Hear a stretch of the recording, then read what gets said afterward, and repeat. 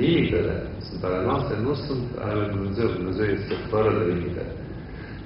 N-am fost de acord cu, unul dintre colegii mei care a zis că există un loc în care Dumnezeu nu are acces. Nu există.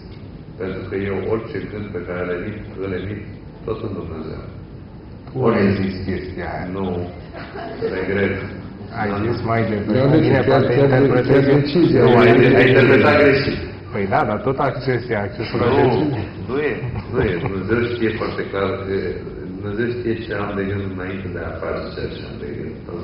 Da, dacă nu intervine. De multe ori. Dacă și tipul e o ficțiune în viețile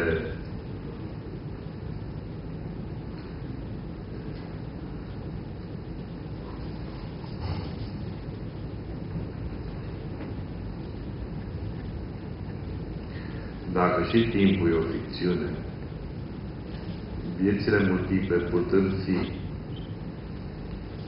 vegetate înaltă, exact, până la cel sus și în jos, sau la stânga și la dreapta, pe o axă. De ce bagajul acumulat în acele vieți duce la atâtea diferențe?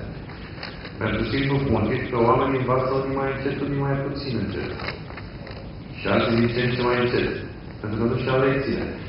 Diferențele vin din înțelegere. Unii pe unii nu interesează să înțeleagă pentru că sunt mult prea preocupați de lucrurile lumești ca să înțeleagă de fapt propriile lor lecții de viață. Aici intervine iubirea de Dumnezeu. Când iubești adevărul și Dumnezeu vei căuta. Când nu iubești, căuta altceva. Aici se pune problema iluzii, problema lumea, adică atracție față de lumea materială. Eu nu sunt de acord că lumea materială este iluzorie. Eu nu sunt de acord cu asta. Eu cred că lumea materială este Dumnezeu. Pentru mine, lumea materială este un parc de distracții. Vorbesc foarte serios. Fiecare are percepția lui asupra lumii materiale. Dar spune că lumea materială este o iluzie, este o greșeală. De ce? Până doare ca dracu. Deci nu poate să doară un lucru care nu există. Dacă doare, înseamnă că există. Deci tot ce există în lumea asta doare. Nu se poate să nu vă fi durut ceva pe voi. Sufletul, mă rog, în popou sau în corp. Tot v-a durut undeva. Dacă doare, înseamnă că există ceva. O secundă. Și înseamnă că greșesc față de acest ceva. Și atunci, pentru mine, lumea este o junglă. Un parc de distracții. Dar trebuie să cunosc regulile acestui parc de distracții, pentru că și în parcurile de distracții, dacă nu ești atent, cazi din montagne rus, dacă nu ești atent, te împuși cu arcul, dacă nu ești atent, se întâmplă foarte multe. Dar cred că percepția noastră asupra lumii este greșită. A spune că lumea e iluzie este o greșeală.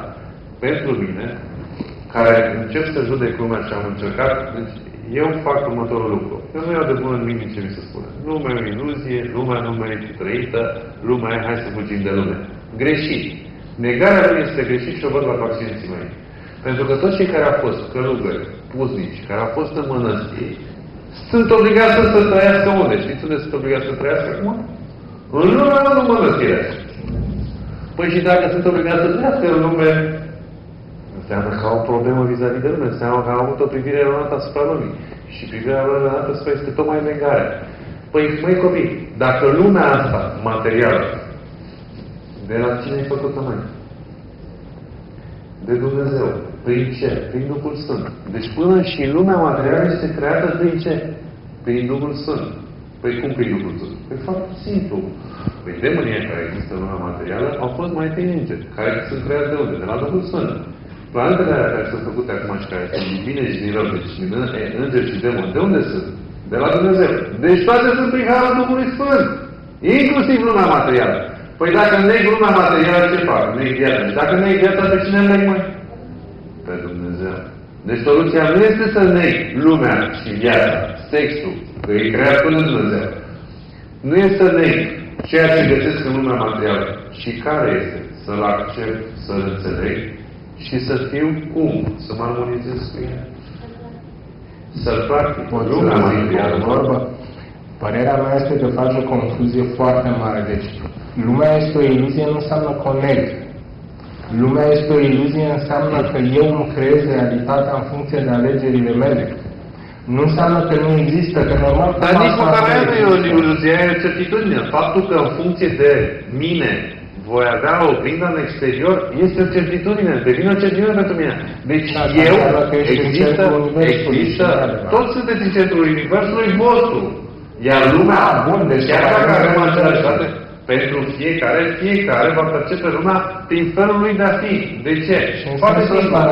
Vă zic că eram în mănăstire.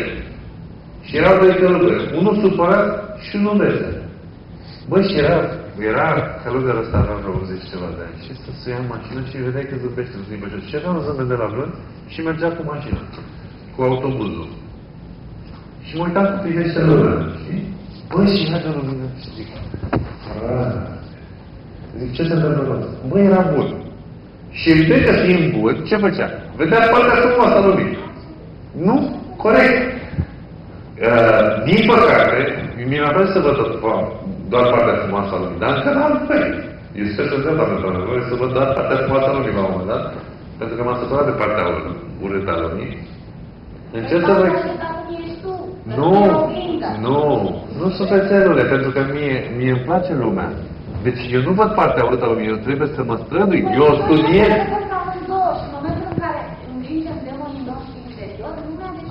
Mă vorbești despre tine?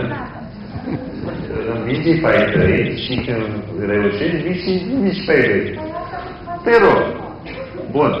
Ideea este, acceptați lumea, luați-o așa cum e, analizați-o și o să vedeți că ea se transformă în funcție de voi. Și vreau să vă spun cum. O să spuneți cum poate să rezolve faptul că eu mă schimb problemele mele de la serviciu cu șeful. Te dau afară. Și s-a rezolvat.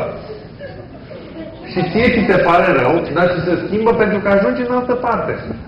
Deci niciodată nu o să fiți într-un loc, într-o familie, într-un apartament, într-o relație, decât atâta timp cât rezonați cu ea. Când nu o să mai rezonați cu ea, ori o să treacă la alt nivel acea relație. Deci asta ține de voi. Dar nu lumea e de vină. Asta încerc să vă explic. Lumea nu e de vină. Noi suntem de vină. Pentru că lumea se manifestă într-un anume fel cu noi. Da? Doar un minut ca să clarific, că nu pot să plec fără să clarific. Deci, din perspectivă budistă, nu, serios. Deci, exact ce a zis Dragoș spunând că lumea nu e o iluzie, e definit că lumea e o iluzie. Da? Pentru că lumea este altfel în funcție de percepția fiecăruia. Un călugăr e vesel, un călugăr nu e vesel. Universul văzut prin ochii fiecăruia e altfel. Nu e altfel prin ochii. E altfel mai același fapt, o altă percepție asupra. Exact. Asta înseamnă că lumea e o iluzie. Și de asta m-am legat un pic de termen. La fel. Deci, lumea este dacă asta e un termen folosit de 8 milioane de oameni, îl folosesc și eu. Acum nu vreau să schimb un termen care deja e împământenit, pentru că altfel timp să faci confuzii. Deci, cum poți rămâne chestia asta cu de ce 2 ori și jumătate șarpele când ai despre ce are 3 și 7 sau de ce are 32 de față de sufletul, habar n-am zis, tu ai zis asta. Eu? Că stă șarpele colăcit 2 ori jumătate. Șarpele stă încolăcit de 2 ori jumate. În Statele Unite s-a și inventat un aparat care a fotografiat această energie și s-a confirmat. Nu știu de ce, e tradiție hindusă de 6.000 de ani și se presupune că sunt cele 2 încercări și jumătate, pentru că pe a 3-a a reușit-o, Shiva, de a ajunge la eliminarea supremă. Asta ar fi metafora. De ce 32 de fațete? Asta n-am zis și asta. E tradiție egipteană. Da? Cum poți rămâne pe acea linie subțire și fragilă care menține echilibrul între detașare și indiferență? Beatitudine și non-acțiune, prevăționată, dedicare și mixtiune. Păi simplu, vreau să intervin asupra celorlalor sau nu vreau să intervin asupra celorlalor? Cred că aici se pune problema, deci în momentul în care pui întrebarea asta, îmi pui o întrebare relativ la propria voință. Cred că soluția este RVD-ul, facerea voinței lui Dumnezeu. În momentul în care fac voința lui Dumnezeu, nu mă interesează care este limita dintre cele 2. Pentru că în momentul în care mă unesc cu Dumnezeu, nu voi manifesta pe Dumnezeu și voi ști ceea ce am de făcut. Deci soluția la probleme de genul ăsta, asta este o soluție mentală. Problema, nu cred că eu cred că niciunul dintre noi nu vrem să vă dăm soluții mentale. Soluția este intuiția. Da? Intuiția presupune să fac un lucru în momentul respectiv, nu pentru că rațional am ajuns la concluzia că trebuie să fac acolo, pentru că nu cred că a existat nicio rațiune pentru Hristos să moare pe cruce, decât, mă rog, când a conștientizat El de ce, ci să fac voința lui Dumnezeu. Punct. Că după aia îmi dau seama ce e voința lui Dumnezeu, ai altă problemă. Dar fac acel lucru pentru că la un moment dat trebuie să fii indiferent față de un copil, la un moment dat trebuie să-l bagi în seamă, la un moment dat trebuie să-l cerți și asta este valabil cu oricine din jurul nostru. Există un moment în care trebuie să-i acordezi atenție și există un moment în care trebuie să-i dai un șpiț în fund. Și cum pot să aflu când este bine să fac asta? Intuitiv. Cum se poate ridica o stimă divină, o stimă de sine scăzută? Scurt.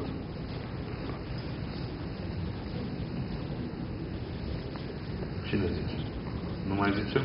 Te împaci cu toate ale tale și atunci stima ta de sine o să crească automat. Dacă mă împac cu toate defectele mele, cu felul în care arăt, cu ceea ce am făcut, cu ceea ce o să fac în viitor și găsesc partea aia bună în ceea ce este, o să-mi crească stima de sine.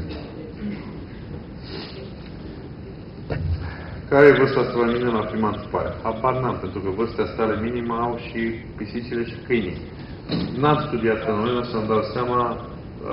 Țin minte că am întâlnit o singură primă care era la prima întrebare. Vârsta asta la minimă e 0 la prima întrebare. Numai la oameni, ca oameni, bănesc că e. Și aia ca oameni când ai căpătat conștiință de sine, când ai... Nu știu. Eu zic că nu e 0, că poate ai fost și altceva înainte să fii om. Nu, păi e vorba de că vârsta asta au și animale, numai că animalele au milioane de ani, oamenii au miliarde. Care este plaja vârstei sale în care, nu știu, asta cercetați tabel de IE?